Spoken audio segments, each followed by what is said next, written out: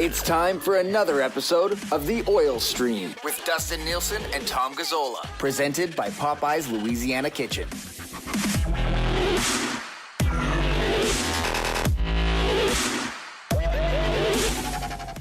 Hello, everyone, and welcome to another episode of The Oil Stream. Nielsen and Gazzola back again, brought to you by Popeye's Louisiana Kitchen, with over a dozen locations in Edmonton and surrounding area.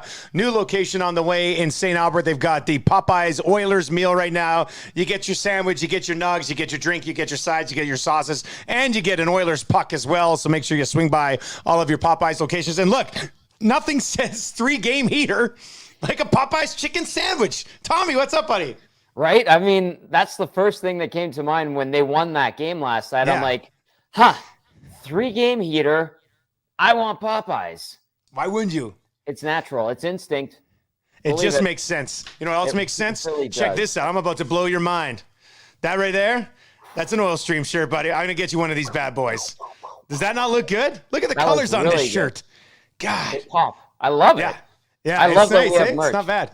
Yeah, if you want to get merch, nielsenmedia.ca, click on store. You can get a blue hoodie, a white hoodie. It's all there, so you can track it down. It's good-looking swag, man. Support the stream. Build the brand, Tommy. That's what it's about. Brand. Yes, evidently, as we know, many of those in our industry who basically all they do is build the brand rather than cover teams like they're supposed to. Oh, did I say that out loud? You did say that out loud. Whoops. Tom Gazzola with us. Dustin Nielsen here as well. We do have your Ken Morrison Remax question of the day that we're certainly going to get to a little bit later on, talk about some defensemen in that one. But Tommy, 3 games in now. We had an episode Friday. We've now had a look at Woodcroft's team on Friday. Won a game there in which there was really good intensity in that game, but they needed a really good game from Mike Smith. They win the game on Monday where Skinner, went a long stretch in that game without facing any work, made some nice saves at the beginning, made a few good saves in the third period, gets a 20-save shutout, and then what we saw last night. So what's the big takeaway for you 3 games into the Woodcroft era here? Big takeaway, the subtleties in the shift in some of the things that the Oilers have implemented is paying off, which is great. We saw them with one full practice Saturday where they really worked on backtracking, back pressure, all of that, hustling back, and how Jay Woodcroft wanted his team to basically come back through the neutral zone, check through the neutral zone, and all of that. Then the other thing that I've noticed, at least yesterday, it finally stood out to me. It's like, hey, look, the defense are standing up the opposition players coming in on them at the blue line or tops of the circles rather than backing in on whatever goalie's in at that particular night. So that's a great sign there. And it's having a payoff early on, which is great. Obviously, this is part of that new coach bump that most teams get. And we'll see if it's sustainable, if it continues to improve and is a theme of this team going forward systems-wise. But it looks like they're reinvigorated, which is a great sign. The one thing with the, I noticed it a few times last night. It seemed like for the longest time, especially during the struggles, teams moved way too easily through the neutral zone. And then they hit the blue line with speed and the defensemen are backing up. They're just letting them walk right in. Yeah. There's a lot of times last night, the teams didn't even get to the offensive blue line because the Oilers had a forward back there to help the defense break it up and at least turn that puck back the other way. I think that's one thing that's really stood out to me is just they're playing closer as a group. And I think it's really taken away a lot of time from some of these teams. And, that might take still a little while to get used to, Tommy, but the fact that they're having success with it right away probably makes it a lot easier for everybody to buy into that moving forward. I would think so. Obviously, when things are going right, generally you maintain what's working and it sinks into your mind. And the other thing, I forgot to mention it on the Smash Hit Nielsen show this morning, but it seems like in a small sample size, they're not giving up as many odd man rushes due to bad pinches at the blue line or ill-timed pinches with nobody covering. That's something, again, small sample size, 3 games, but it seems like they've kind of cleared that up for now, at least. A couple of comments just in the comment section.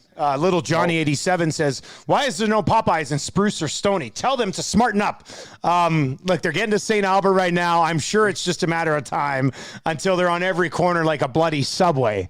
So Yeah, that's what you're going to do there. Oilers in 4 says they seem to support each other better when playing defense. And did we just send our best goalie down? We can hit on that.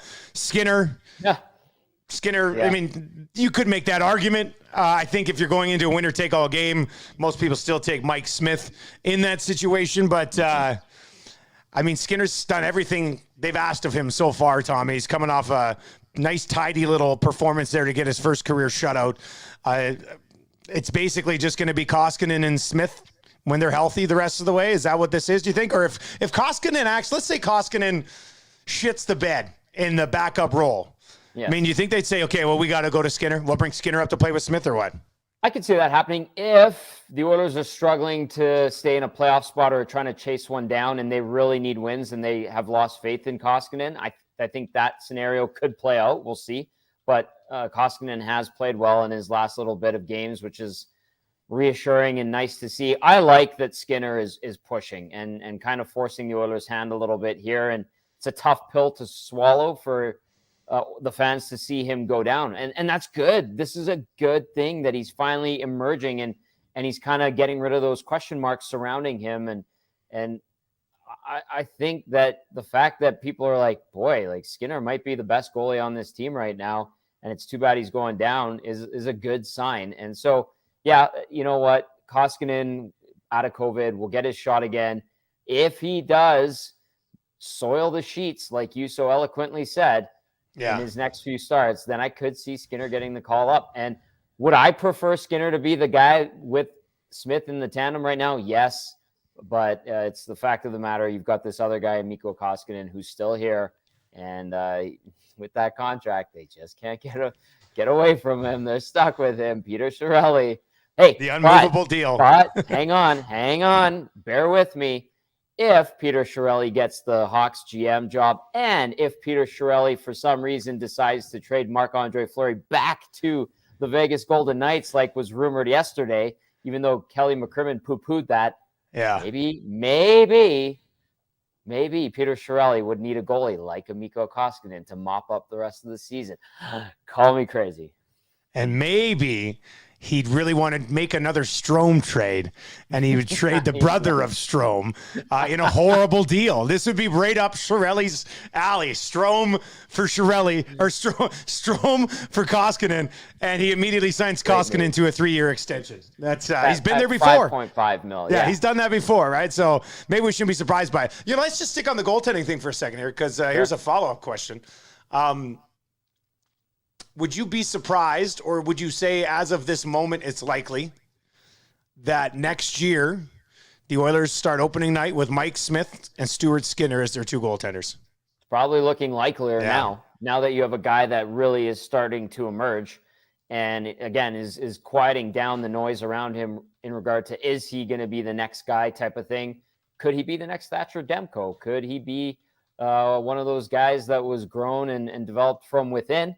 And it's looking more and more like, yes, that is the case, but a long way to go still. I think that, the Smith-Skinner pairing could be a very real thing come opening night next season. Things could change. I feel like Ken Holland's probably still out there putting out feelers, seeing what could be gotten in terms of the goaltending market. Although, it hasn't gotten much sexier when it comes to the names that might be out there.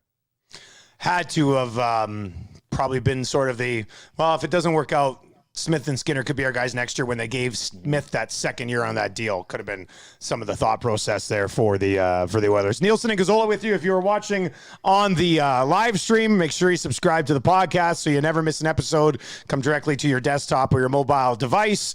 So just search the Oil Stream on all your podcasting platforms. A couple other things to get to. What has been bigger? This is an interesting question. What's been bigger? The play of Kane himself, or the fact that Kane has allowed them to move Nuge to third line center and actually establish some scoring depth on the third line? What do you think? They've both been big. Yeah. Kane's put up numbers. How he's done it, maybe not the ideal way, because his game, it's not there. He's admitted it. He said it on Saturday. We can tell he's not the dominant force that he's used to being on the ice, and he's still able to score goals, still able to set up goals, and his numbers are pretty respectable through 7 games played as a member of the Oilers now. But I think that him coming in and that allowing Nugent Hopkins to play down the middle, and all of a sudden the Oilers have a third line that you can rely on and is putting up offense. You saw it over these past couple of games with Ryan, of all people, on the right side, and Warren Fogle, who finally scored on Monday night. And that line as a third line looks pretty damn good for the time being. Let's keep that in mind. But that move of picking up Kane has allowed that to happen. And I like the term that Woodcroft used for it with those three centermen. He's like, it's the spine of the forward unit. And, whether you want to call it the core, spine, whatever. I think that at this point is probably the bigger thing when it comes to the Kane acquisition. I think the play will come around, though. He's starting to get his puck touches and all that. So I like that he punched Brendan Lemieux in the face and got his money worth. That's for sure, because he did take a penalty. The PK worked diligently to kill it, which was solid. But he got him with a good shot right to the kisser. We asked this on the show this morning, the Smash Hit Nielsen show on TSN 1260 that Tom Gazzola fills in on when I'm not feeling like getting up in the morning. Tommy, what it is. On a scale of 1 to 10, that punch to Lemieux from Kane, with 1 being a Napoleon Dynamite slap of his brother Kip, and 10 being a Mike Tyson jab to the face, what would you give that on a 1 to 10 level? I'll give it like a Leslie Chow hangover 6. Maybe with a crowbar.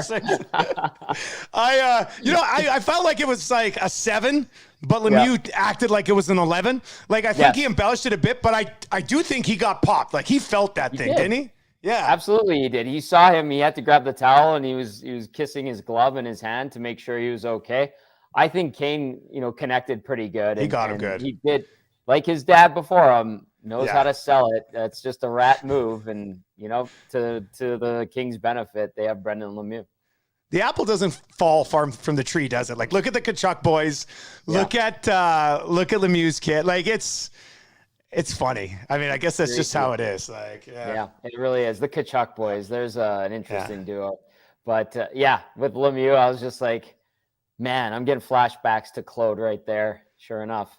He's a tough guy too. Like, he can throw him. He's thick. I saw him at a wedding. He's built like his dad was. Man, he is wide. Like, he is thick. He's wide. I think he's like 6'1". He can throw him when he needs to. Absolutely. He's a big dude. All right, a couple other things to get to. Let's go. Westy84 in the live stream says, Tommy with the fresh D-back lid with the subtle curve and Dusty with the full dad curve. Look, I don't think it takes much if you just look at the two of us and say, which one's a dad? Like, I don't think there's going to be a lot of debate. I have a little bit of a beard because I'm too tired to shave most nights. I might fall asleep mid-episode at some point, Tommy. And here you all, fresh off LASIK, all fresh face with your straight-brimmed hat. Like, I don't think there's much of a debate before this. Yeah, of course. You had nothing else to do. Facial hair. Yeah, exactly. It's good. Okay, before we get to the Ken Morrison Remax question today, I still want to talk a little bit about the power play. And then...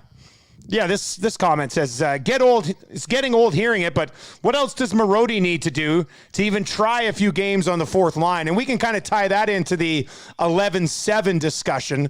Last night they were basically 10-7 because they just didn't play Shore. Nothing happened to him, right? Like, he just kind of fell out of the rotation, essentially. They didn't mention anything on the broadcast about that doesn't help. I would think they run with McLeod and Benson in that fourth line spot. So, I mean, they were there with Marody. I kind of get it, but we've said it before, and it kind of sounds disrespectful, even though it's not supposed to be.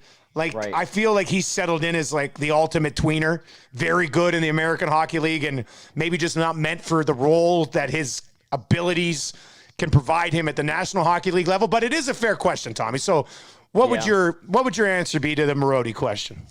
I still think he is a tweener, and he's had limited games up here, and when he has played, he hasn't done much. We saw him in that game against Seattle, picked up his first NHL point, which is great.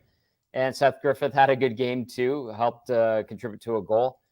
With Marody, I was watching the highlights from the Condors the other night. He scored a beautiful goal. He's always around it. Obviously, he's a leader in points for that team, but now that Woodcroft is here, maybe that opens the door more so to Marody a little bit. He could get a look and more of a chance, but I still don't think he's going to have an impact with this club. And if I end up being wrong, so be it. But it just good for him. To me like he's just a really good minor leaguer that you can call up from time to time, and he could play 6 or 7 minutes and not hurt you. But I don't think he's going to get a full-time NHL look here in Edmonton. Again, I could be wrong, but it's just trended that way. And you said it. That's that stamp of being a tweener. Some guys can bust out of it, but very rarely do they ever. If it is ever going to happen, it would happen, and they probably need an injury or two to do it right now, but it would happen with Woodcroft being here and McLeod and Benson playing on a 2-man fourth line. Like, if it was ever going to happen, now would be the time that it would happen, and it doesn't look like it's going to.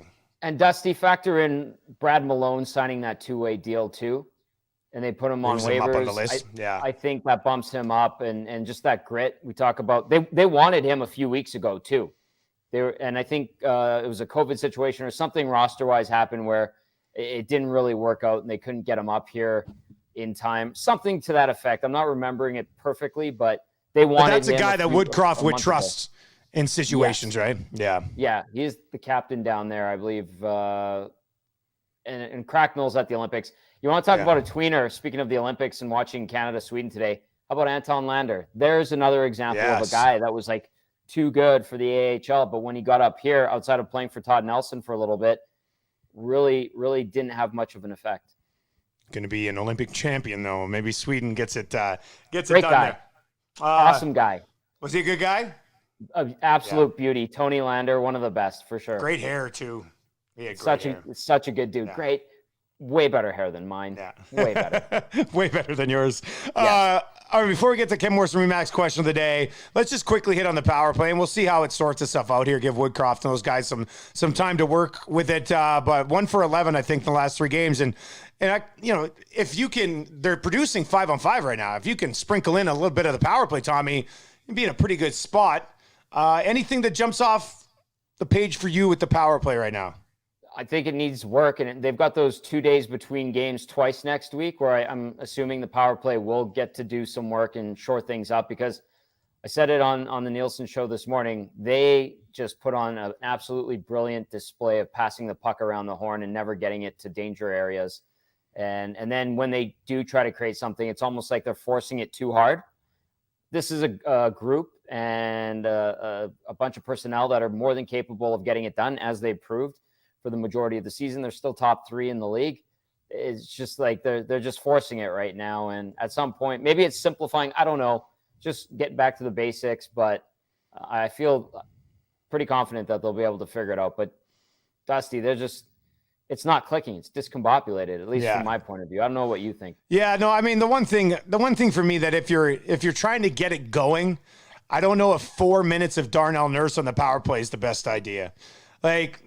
Bouchard or Barry are their best power play options. I don't think it's debatable. You want to go back and forth between Barry and Bouchard, that's fine. I would probably, I know a lot of people like Bouchard in that spot, but at this point, I might just go back to what worked for a year and a good chunk, and that's Tyson Barrie on the point on the power play. So, tell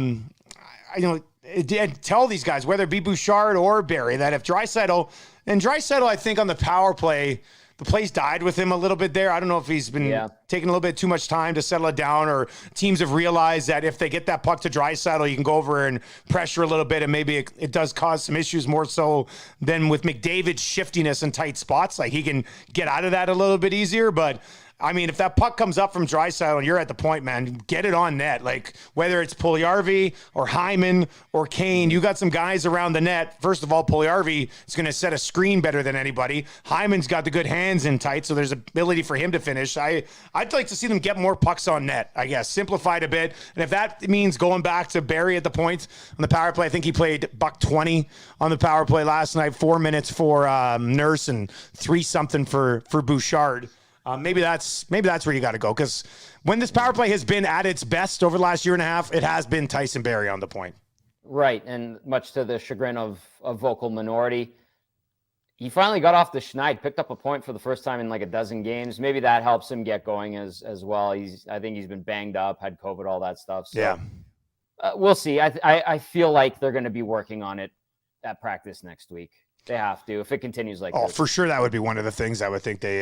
Who knows? Maybe it blows up in the next 3 games in 4 days, and everything's fine. All right, let's get to your Ken Morrison Remax question of the day, brought to you by Ken Morrison, who, by the way, is starting to dabble in collecting cards. Emailed me about it today, so that's nice to see. The more I learn about Ken Morrison, the more I love this guy. Like, he is right up my alley. It's great.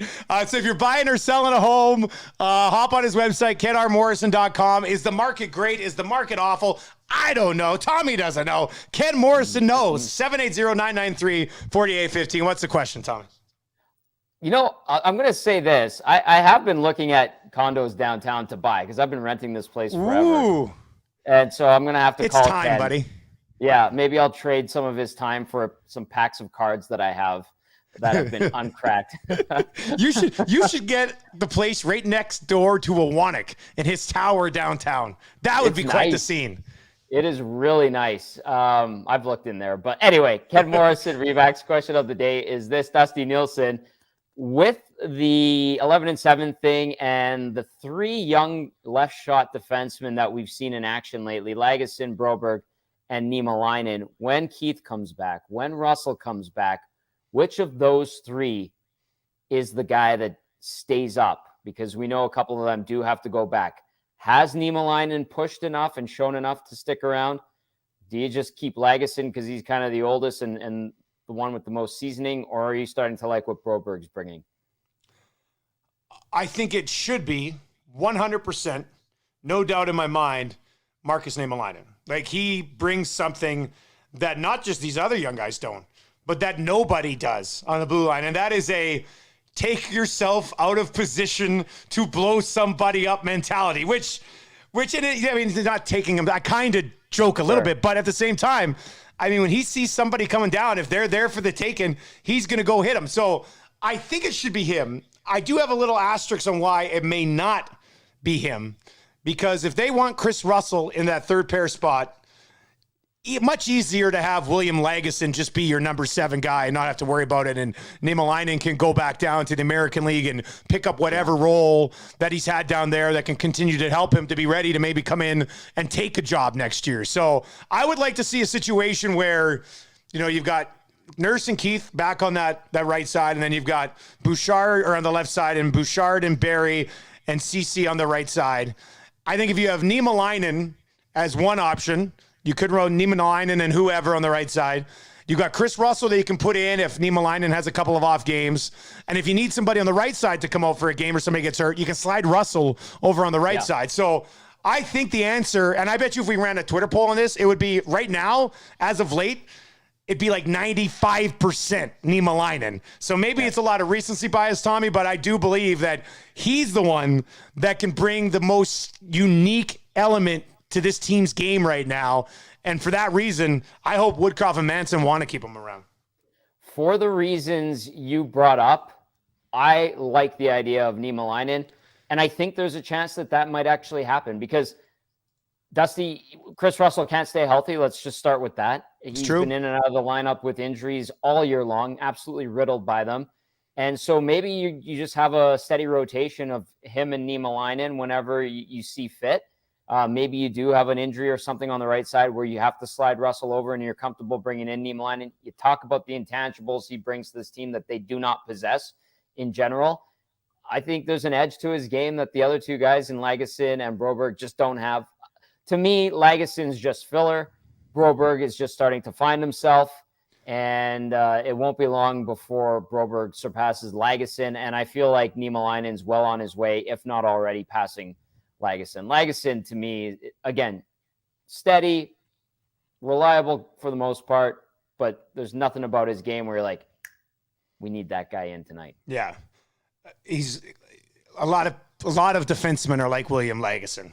Not many are like Niemelainen in that he's a huge man who can actually just step into a cycle and break it up just with his sheer presence. Like, he has the ability to do that because he's that big and strong. So I think it's got to be Niemelainen. I think I laid out a little bit of case of why it might not be, but I hope it is. Yeah. And that's a good question, Tommy. We're going to get to that at some point today for sure. So that is your Ken Morrison Remax question of the day. What time are you going to be on tomorrow? Pre-game show. What time you get rolling tomorrow? 6 o'clock, because it's not an 8:50 start like last night. Are you kidding me? Holy, that was insane. Even Drew Doughty knows that sucked. You know what I mean? Like, I like this speech. That was good. Well said. That's a late one. So Tommy will be on tomorrow, 6 o'clock. I'll have the Nielsen show tomorrow morning, starting to get you ready for that game. Tommy will give you the final touches right before puck drop as the others look to make it 4 in a row. Let's wrap up with that, Tommy. Do you think they win on Thursday night? Yeah, keep the good times going, man. They're going to hit a wall on Wednesday next week when they're in Tampa. That Atlantic Division and Metro Division, when they get to Carolina, those are going to be some tough tests, man. So enjoy it. Make the most of this week. Take advantage of the Pacific Division like the Oilers have this season. Take advantage of the Jets on Saturday afternoon. And then who knows what happens against the Wild. It's going to just get tougher from the rest of the month, basically, after that. So I think they'll continue the good times for the rest of this week. Yeah, I think they win. I think they win on Thursday for sure, and we'll obviously break that down on Friday, heading into a busy weekend for the Oilers as well. They're 8-2-1 in their last 11, and as of this morning, February 16th, they are back in the playoff picture for now, at least. And I think it's a spot where they'll probably remain and be at the end of the season as well. Tommy, enjoy the rest of your day, buddy. Fun episode, and we'll do it again on Friday, man. Man, I can't wait. Looking forward to it, Dusty. Ciao for now. There you go. For Tom Gazzola, I'm Dustin Nielsen. Huge shout out to our presenting sponsor. As always, Popeyes Louisiana Kitchen. Go pick up that Oilers meal today. Keep you covered. Probably enough for 2 meals, to be honest with you. So go get that taken care of, and we will chat with you on Friday.